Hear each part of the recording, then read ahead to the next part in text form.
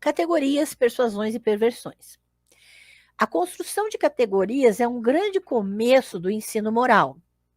No entanto, as categorias morais apresentam variações marcantes, e isso é importante a gente ter em mente, que as categorias morais, elas variam, tanto entre relatos contemporâneos, rivais, quanto ao longo do tempo naquilo que afirma ser o mesmo relato. Então, quando se faz uma análise histórica, como nós estamos agora reconstruindo alguns textos da história medieval, nós temos a tendência de pegar todos esses textos e procurar criar uma categoria única. Então, juntar tudo o que é dito sobre aquele termo para criar uma categoria única. Só que isso não é possível, porque nós estamos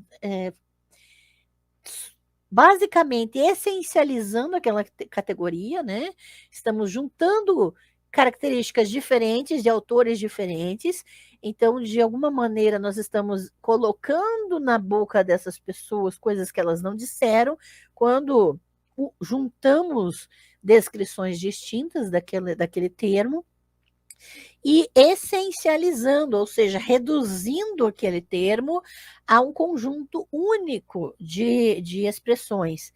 E isso é problemático. Por isso, a gente tem que levar em consideração que as categorias morais, elas variam, e principalmente quando se afirma que diferentes textos podem ser resumidos a um único relato. Então, não há melhor exemplo disso do que a categoria da sodomia.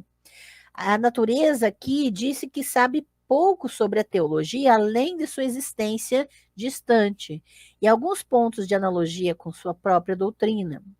Ela pode gesticular em direção a ela, mas não entrar nela. Então, você vai perceber aqui uma limitação da natureza no texto do Alan.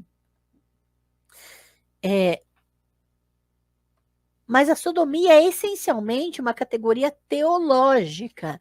E aí o que acontece? A sodomia, ela vai se tornar, sim, uma categoria teológica porque ela é uma invenção da teologia cristã. Tá? E o que o Alan está fazendo é distanciando a natureza dessa categoria. Tá?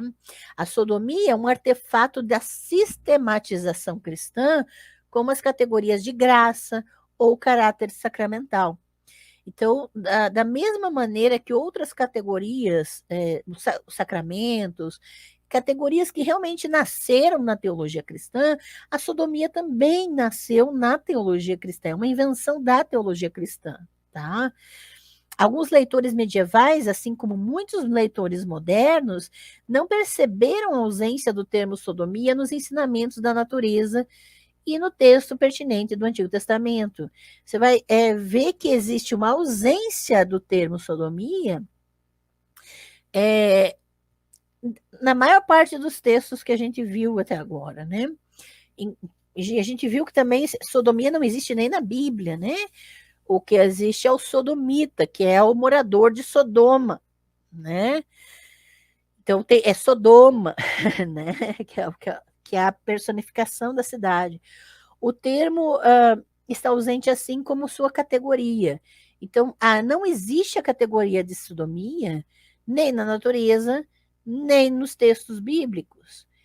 A questão é, que categoria a natureza vai colocar no lugar da sodomia? A resposta curta é que a natureza não tem um substituto satisfatório. Então, no texto, a grande questão é o que Alan de Lille vai colocar na natureza para definir as questões que outros autores poderiam incluir naquilo que eles entendiam como ato sodomítico. A natureza começa sua tentativa de educar por meio do mito, produzindo uma extensa biosistemática de pecados contra a reprodução. Então, ela vai listar os pecados contra a reprodução. E isso é importante. As categorias são estabelecidas por referência a 4 mulheres no mito.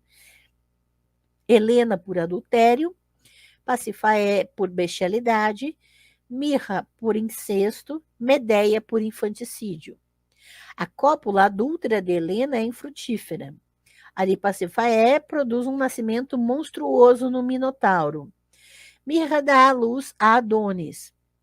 Medeia desfaz o nascimento por meio do assassinato. Então, vocês estão vendo que essas 4 mulheres vão ser utilizadas exatamente para representar o pecado contra a reprodução.